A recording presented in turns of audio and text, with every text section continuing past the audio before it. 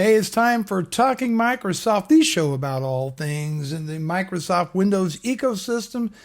And I think we got a big show lined up for you today. We're going to be talking a little bit about the new Microsoft crapware remover. Windows 10 is a service, according to the Microsoft CEO. Microsoft is concerned about the rise of Chrome OS. Microsoft borks group policy through a recent update. Microsoft is introducing the desktop app converter, making it easier to move desktop applications to the unified Windows platform. Microsoft buys LinkedIn for $26 billion. And did I mention? I know I haven't. Microsoft turns to pot to increase its business. We'll be talking about the new Microsoft Purple Sticky Punch. No, that's not the name of it. But we'll be talking about their foray into the world of marijuana. Reasons why Microsoft's moving to a cumulative patch as opposed to lots of smaller updates on Patch Tuesday. 7 of the most in-demand tech skills, the new Bluetooth 5 spec, insider threats to network security, a little bit more on the Scorpio, the new Xbox S, and was Asus and MSI caught cheating consumers. All that when we get back from this little brief intro. Hey, thank you so much for watching Talking Microsoft. It's always a lot of fun to sit down and record these for you and talk about what's going on in the Microsoft ecosystem.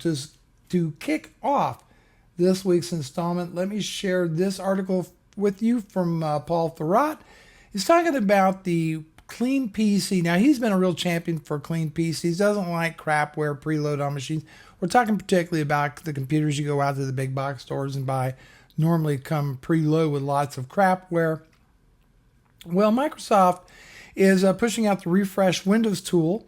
And in that tool is going to be the ability to start with a clean installation. In other words, this tool's going to go and make sure that when you refresh your PC that you will not be getting crapware, because here's the thing that PC manufacturers do is they can change the image of Windows when you go to do a clean install from the refresh and insert more crapware. Well, this tool will remove the crapware so you have the cleanest PC possible, and I think that is great news.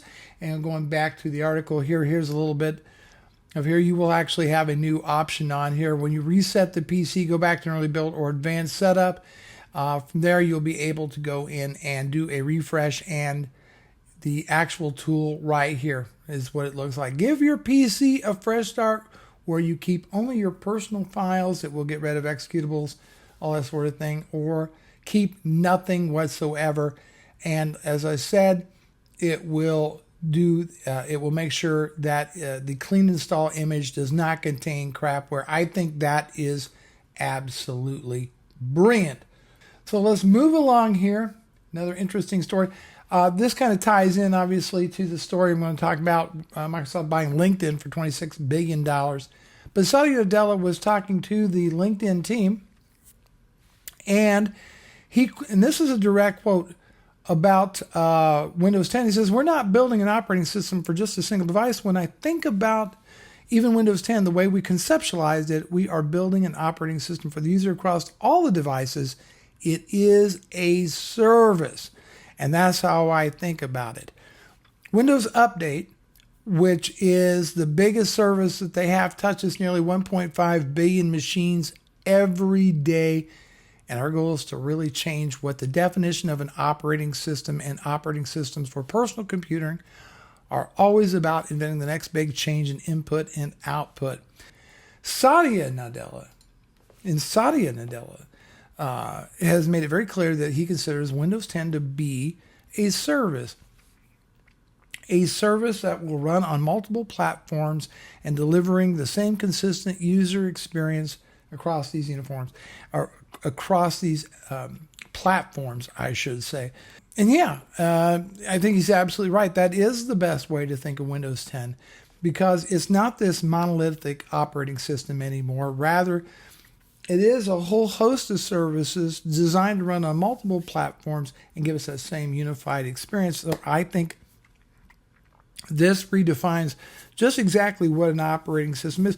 Yes, we know on the technical level what it is, but I think this really clearly defines Microsoft's thinking and the direction that they want to go and how they think about Windows. It's fundamentally different than what they've ever done before. And that's what I think the big news on this story really is. Microsoft's Chrome OS migration guide shows company is aware of the Google threat. So, Chromebooks have become more and more popular. They're the modern netbook in a lot of ways. Only they're simpler, right? I mean, these are kind of devices that you give to people who have very minimal needs.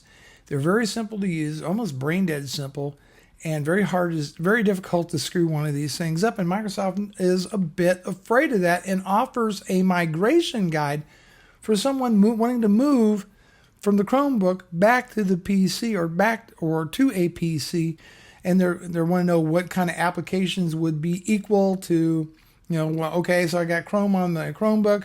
Of course, they're going to recommend Microsoft Edge, for example, and so forth. And Microsoft, look, let's put it this way. I'm kind of with the author in this article. Do you really see this being used much? I don't. I think people probably move from a Windows machine more onto Chrome than the other way around. I don't think this guy's going to be used very much. I don't think there's going to be a big demand for this guide, really. Especially, okay, take the Chrome thing, for example. Why would I want to I'm used to Chrome and all that good stuff. Why wouldn't I just keep it on Windows if I go to Windows? But more importantly, it's the whole reason why people get Chromebooks and why the ones I know personally tend to have already used Windows and they feel Windows is too much for them. Whatever, price is another thing. And that's why they go to Chromebook. I don't really see this being real price. But it shows you Microsoft is starting to be a bit concerned about Chrome OS. And I think they need to be a lot more concerned once Android apps, once Android and Chrome OS merge together, and they will, then there's going to be a lot more cause for concern for Microsoft in that department. This is something I kind of run into regularly in discussions because I sell network security, and one of the products that I sell is called LandGuard. And LandGuard is a vulnerability scanner, patch management, and remediation tool. And, well, Microsoft pushed out a patch that essentially borked machines on the domain respecting group policy. An example was that one group policy basically would show the multiple drives on the machines that were supposed to be hidden from the end users, right? Including losing access to printers and drive maps becoming inaccessible and security group settings no longer applying. This was, the only fix for this was uниnstalling Microsoft 16-072 and CVE 2016-323. Or 3223 flaw. The thing about most sysadmins that I know of out there, they want to be in real control. Excuse me, my skin is so dry in this heat and humidity. Most of them want to have really total control over deployment of patches out there, especially their servers. They want to test the patches before they apply them, so they don't want to automatically deploy these kind of things. But you can see what kind of bad situation that a sysadmin would be in to have a large network of 1,000, 1,500, 2,000 machines out there, and suddenly group policy is broken, and users are now seeing stuff available that they never had before. It is absolutely a facepalm moment for Microsoft. Microsoft details using the desktop app converter to move desktop apps to Windows 10 Universal Windows platform. Boiling this story down, essentially Microsoft is trying to make it as easy as possible for developers of desktop applications to port these apps to the Windows Store. All right, let's just cut right to the chase. Microsoft really wants you to buy software from the Windows Store. They're trying to plug holes in this thing, right? That's what they're doing. Look, whenever I mention things like Windows Phone or the Windows App Store, everybody talks about the dearth of applications. We want good applications. There should be the most popular Android or iOS applications available to run on the Universal Windows platform. There should be the certain desktop applications that should be able to run on the Universal Windows platform. Remember, we're not just talking about your desktop PC. Nay. We're also talking about running applications on your Xbox One, for example. We're talking about Windows Phone, although Windows Phone appears to be not in the best shape. I do suspect the Surface Phone.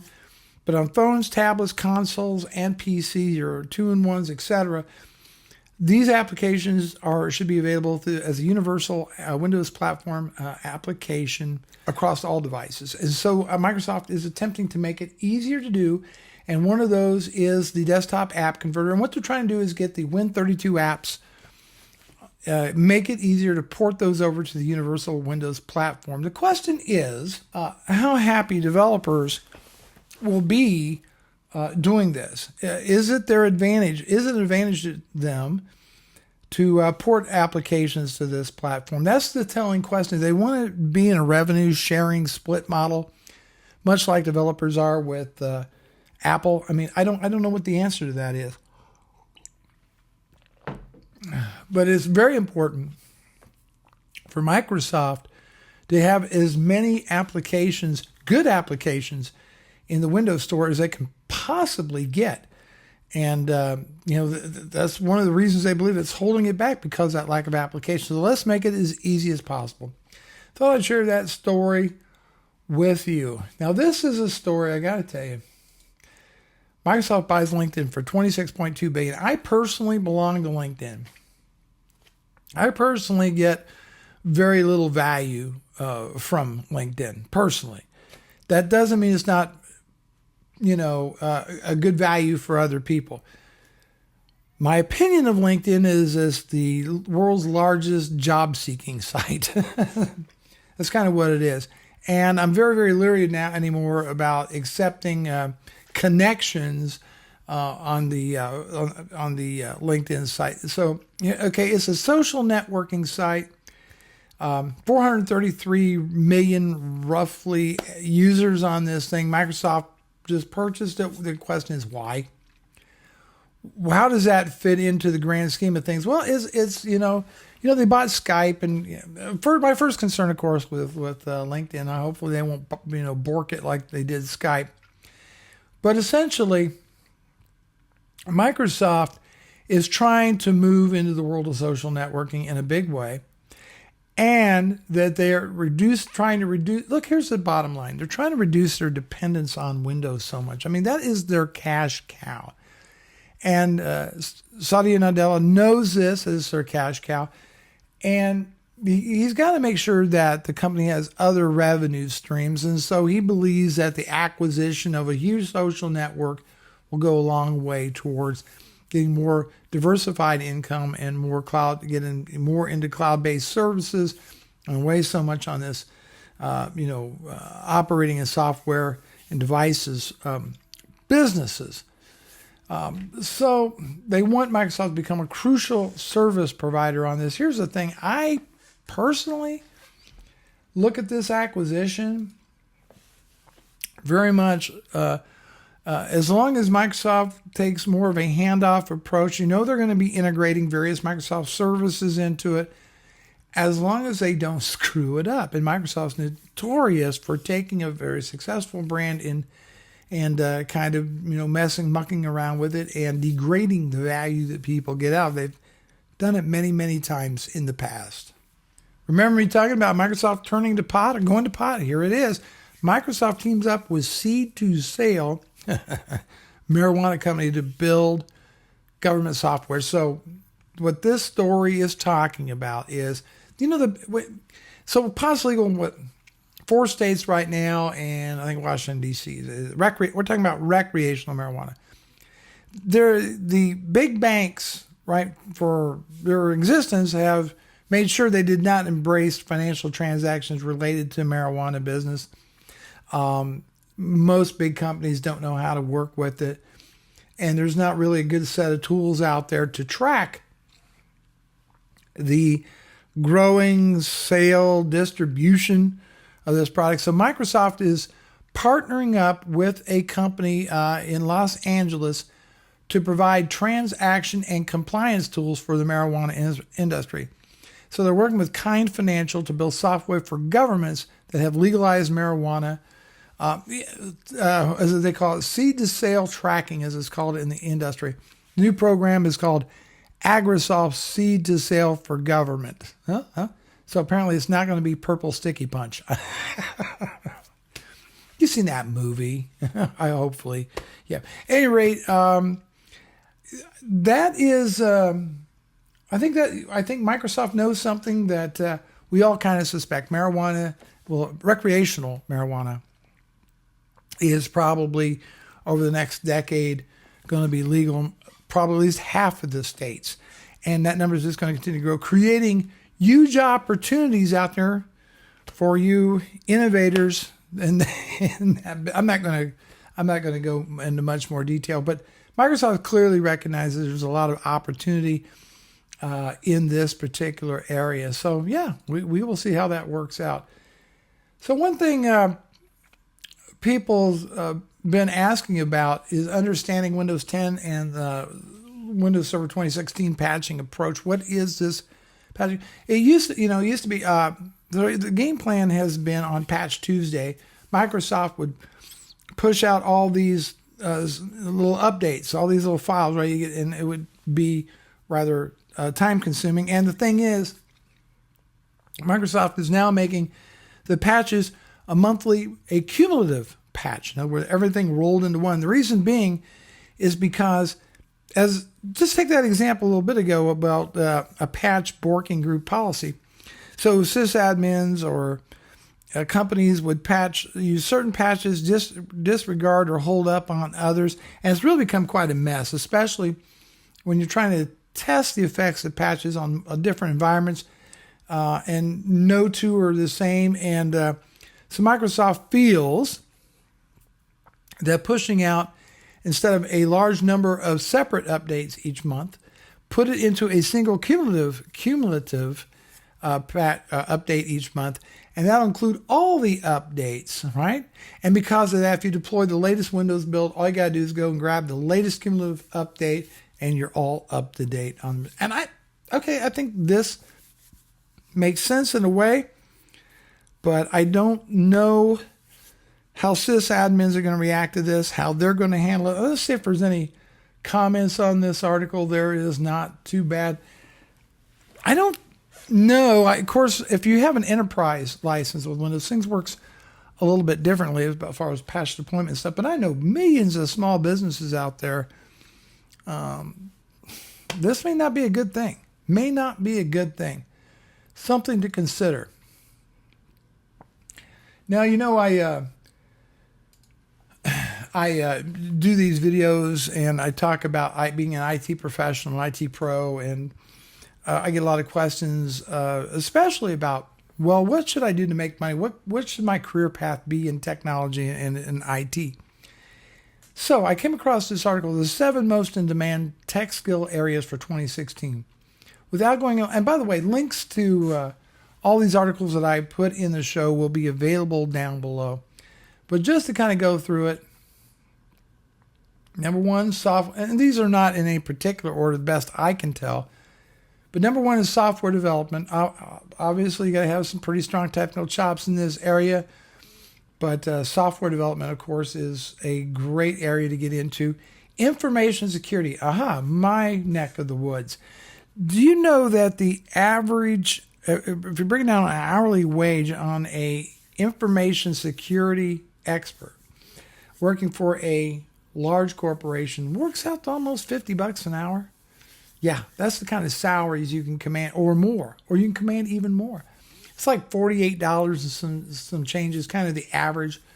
So InfoSec professionals, I'm telling you, information security, big, going to get bigger and bigger. And the more you learn this industry, the more you know, the more knowledgeable you are, the more money you're going to be able to command. database admins and development. How many apps, cloud-based, web-based, whatever, runs ultimately on a database? Knowing how to use Oracle, MySQL, Microsoft SQL, and more makes you a candidate for a great career. Cloud and virtualization, obviously working with the cloud, understanding things like VMware, Sphere, Hyper-V, Oracle, VirtualBox, Citrix XN Server, more Amazon, AWS. Having a knowledge of Azure, IBM Cloud, all these things makes you incredibly, incredibly valuable. Going back here, IT operations and governance, big data and data science. That's another one. Big data. What does big data mean? Well, big data is sifting through all these databases and mining and helping structure a way to collect this data and then understanding what that data is telling us, how to sift through it, report, and learn trends, and that's what big data is all about. And finally, no big surprise, I don't think, networking. Networking is huge. We're always going to need people that know the ins and outs of how networks, wired, wireless networks, WANs, LANs, all this stuff, knowing how it all works, switches, gateways, routers, firewalls, VoIP, SIP, right? IP-based PBX systems. People that know how to do this stuff and are very knowledgeable will continue to be in demand. That is not going to go away. Also in the news, the SIG, which is the Bluetooth Special Interest Group, or SIG, has introduced the Bluetooth 5 Spec without going into a lot of details. Estimated delivery in late 2016, early 2017. Won't probably start appearing on devices until later in 2017. Here's what it does. It's talking about a significant improvement over Bluetooth 4.2, which it should. I got to stop for a sip of coffee. All right. It's talking about massive increases in range and in broadcasting bandwidth. 4 times the range of Bluetooth 4.2, twice the speed and 8 times the data broadcasting capability, and designed more because now we're looking at a lot of the Internet of Things that were baked into Bluetooth 4 is going to be expanded, but this is going to make it a whole lot better. So instead of having a 1-inch range with your iPhone, you'll get 2. I'm just kidding. Actually, I think somebody put that in the comments down below. It would make a big difference in like wearables, say the Apple Watch, for example, which is really dependent on being within proximity of the iPhone, because then the Apple Watch could actually connect to a different source in the iPhone to get its data from. Of course, watches and stuff have very small batteries, and that would be kind of a power pig. So it's going to be kind of interesting to see how it goes. Big fan of Bluetooth here. Love it. Glad to see that we're going to get more range, more capability out of it. So Bluetooth Spec 5 is finished and will be starting pushed out next year. We were talking about information security professionals. Here's the thing, and I think this is a great article right here. This is from State of Security. Insider threats often overlooked by security experts. When you start thinking and talking about network security, what immediately comes to mind of most sysadmins, etc., is going to be things like Trojans, which is about 80% of all malware out there is some type of Trojan.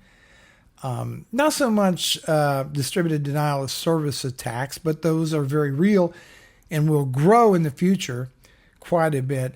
Rootkits, bootkits, obviously very, very important to them. One of the most terrifying things right now is the CryptoLocker stuff. It's gotten very good. CryptoLocker is now able to even lock down map drives. Ugly.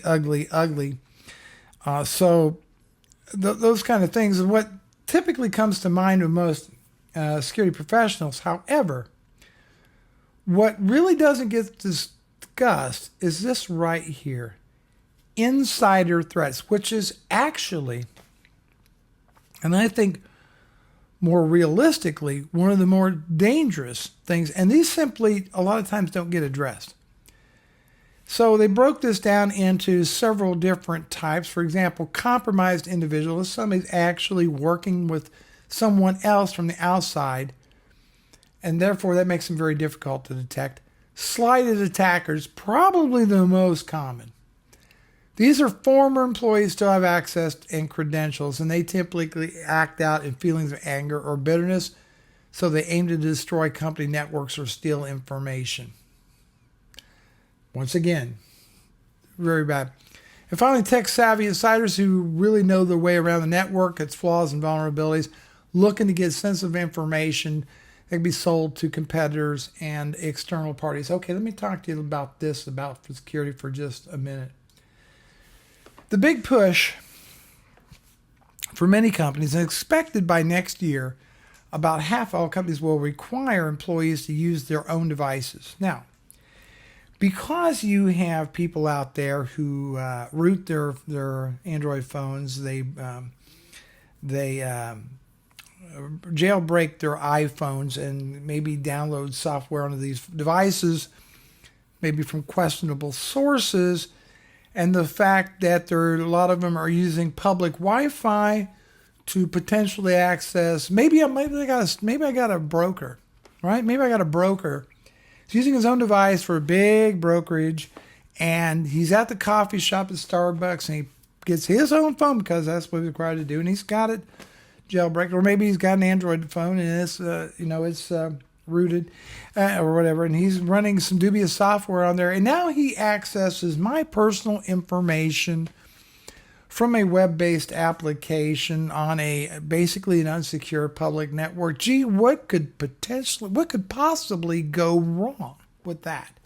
Yeah, that's the kind of crap that's going on out there, which makes this sort of thing extremely, extremely scary stuff.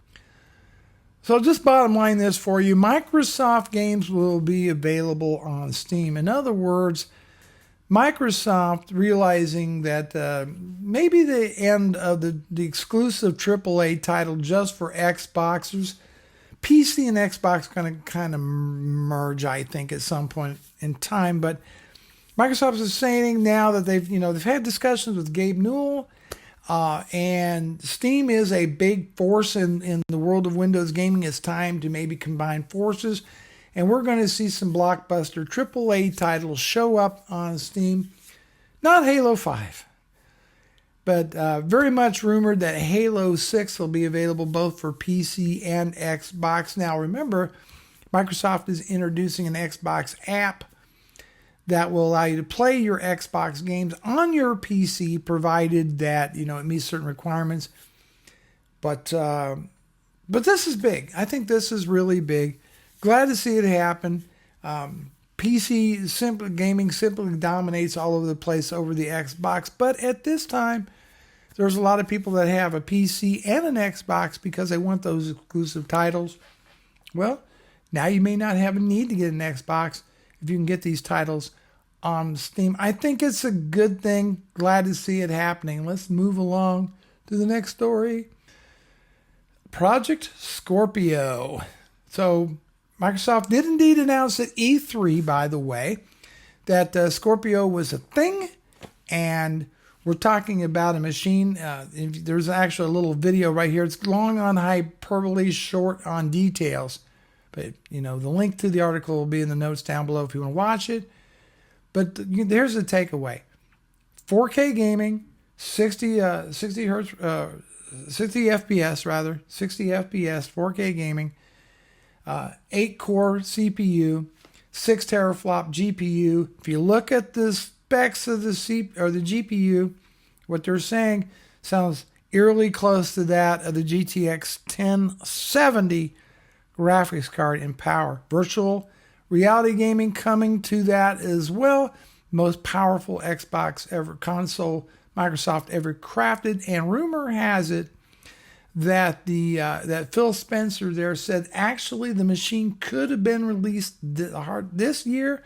However, they held it back to continue to improve this Xbox. No official name given to Scorpio, But they also introduced this little number right here, and that is the Xbox S for $299, roughly 40% smaller, available between a 500 to a 2 terabyte hard drive, integrated power supply, slightly redesigned wireless controllers, supports HDR gaming and 4K Ultra HD Blu-ray playback. Okay, here's the thing. I'm going to ask you folks, and you can leave a comment down below, would you, knowing that Scorpio is a year and a half away, would you drop the bucks?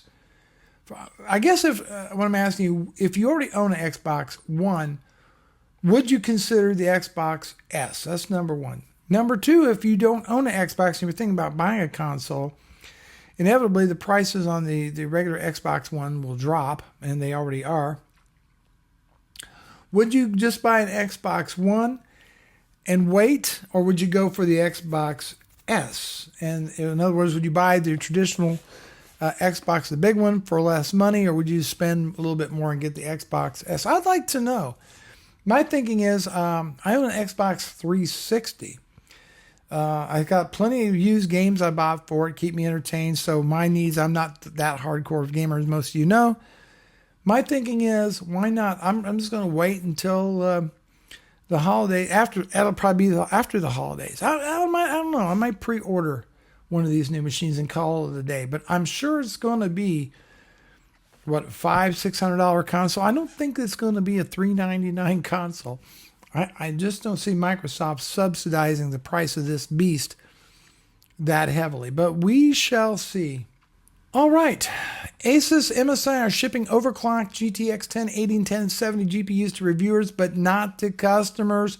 This comes in an article from Tech Power Up, who's highlighted that the cards that reviewers have been given are in overclock mode and slightly overclocked. And we're not talking about a big, massive amount. We're talking about 1.5% difference in the overclocking.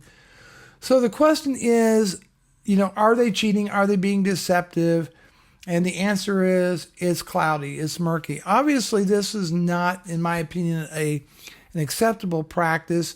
The manufacturers claim they do this to show so that a reviewer doesn't really have a lot of time to overclock the cards themselves, give them the most optimal performance that the cards typically would see. And this is their whole line of reasoning for it.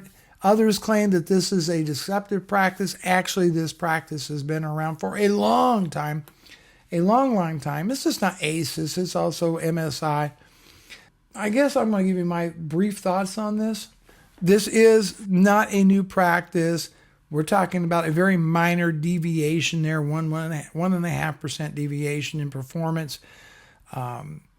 Most people are going to, there's an easy utility to let you, overclock the card anyway.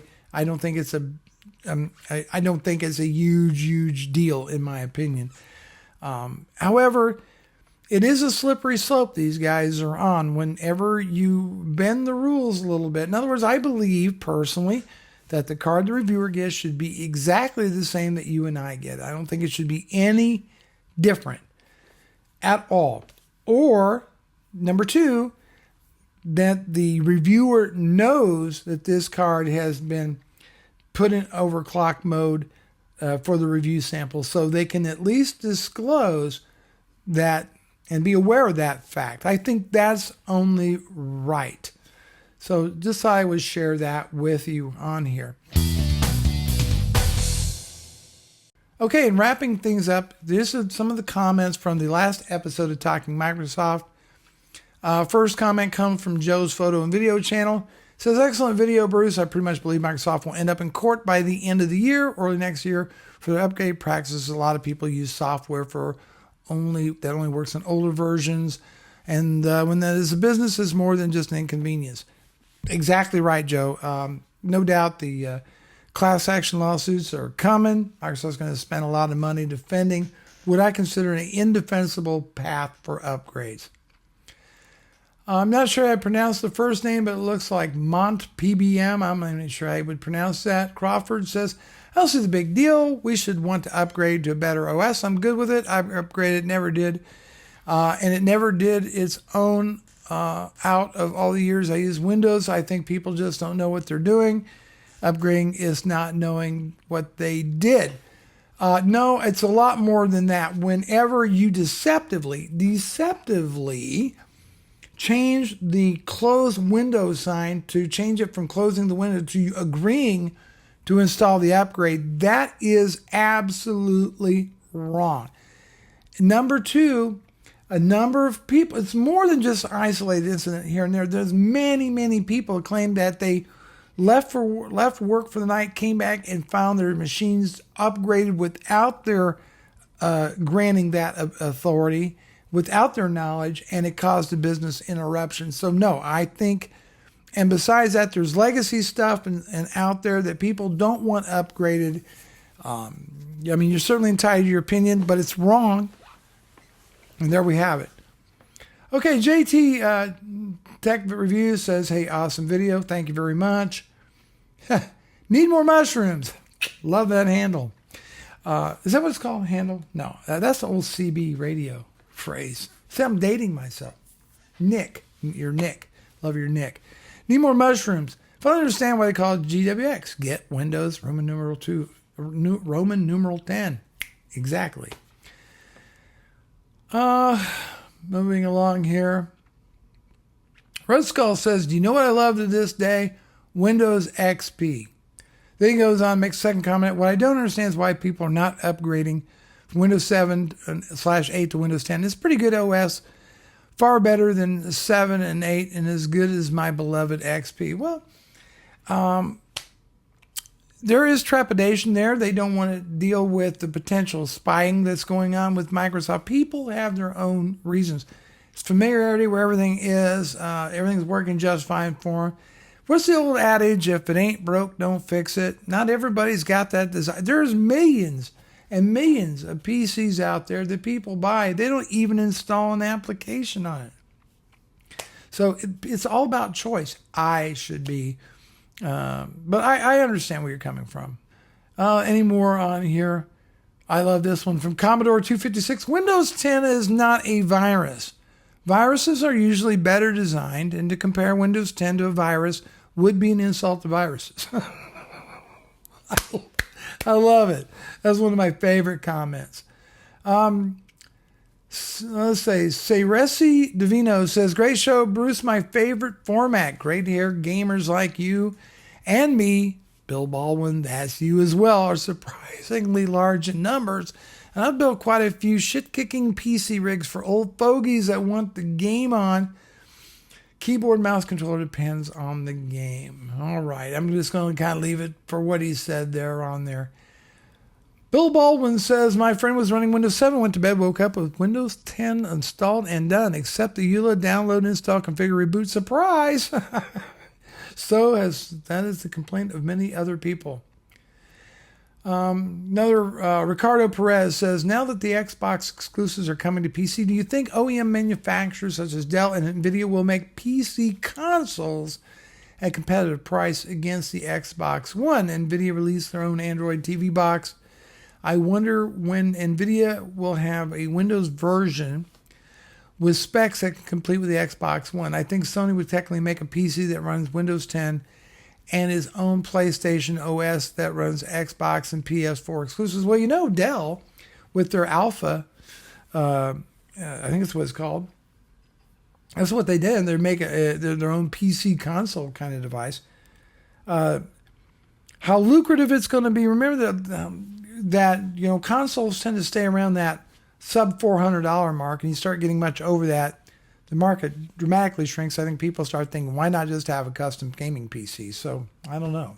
Well, folks, I think that's going to wrap up this installment of Talking Microsoft. As always, I look forward to your comments in each video, and make sure you let others know about the show. We try to do this once a week now, and so as always, appreciate it. Take care, everybody.